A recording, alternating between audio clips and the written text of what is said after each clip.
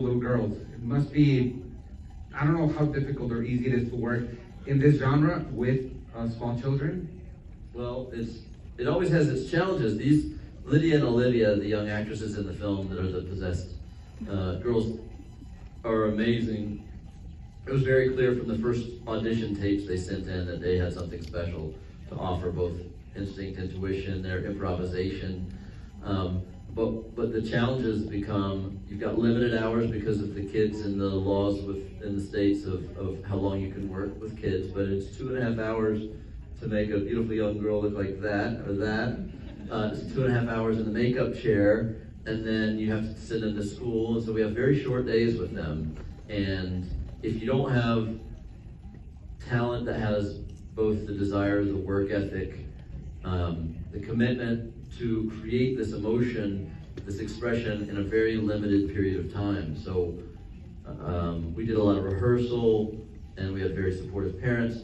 One of the attributes of the movie that I'm really proud of is we have Linda Blair was a consultant on how to work with kids in a way that she could bring stories from the front lines of demonic possession movie and her experience and inform us what she wished she'd had or how we could have done it differently, and to bring a child psychologist on the set for some of the more difficult sequences. And so we went in there with all of the armor we could protect them and ourselves from what energy might be swarming in that room. So bringing in the psychologist, and you said you spoke to a spiritual perspective, kind of echoing what Chris McNeil did in the original. I was going to take a father's journey, which as a writer, and my co-writer Pete Sattler, and he has daughters, we thought that would be more relatable. We could write an authentic version of the anxiety of parenthood, which a lot of I think what's effective about these movies is when there is something relatable about parenthood or adolescence or family, community, these things that you can relate to. I wanted it to feel of a place and a voice that I recognized. And so setting it in the South where I live and making it from a father's perspective, that's where we started, just thinking of how do you make it about a father struggling with understanding the mysteries of adolescence of their offspring.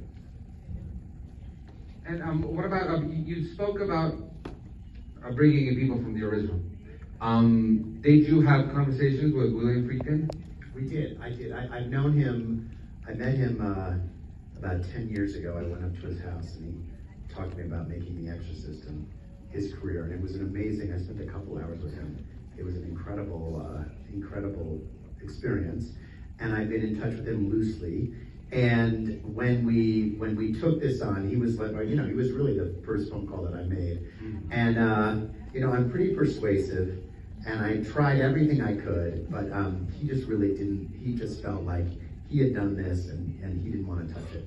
And one of the things I'm sad about is he never got to see the movie. I wish he had gotten to see it, because I do actually think he would have liked it. But we tried and offered many times to include him, but he didn't want to do it.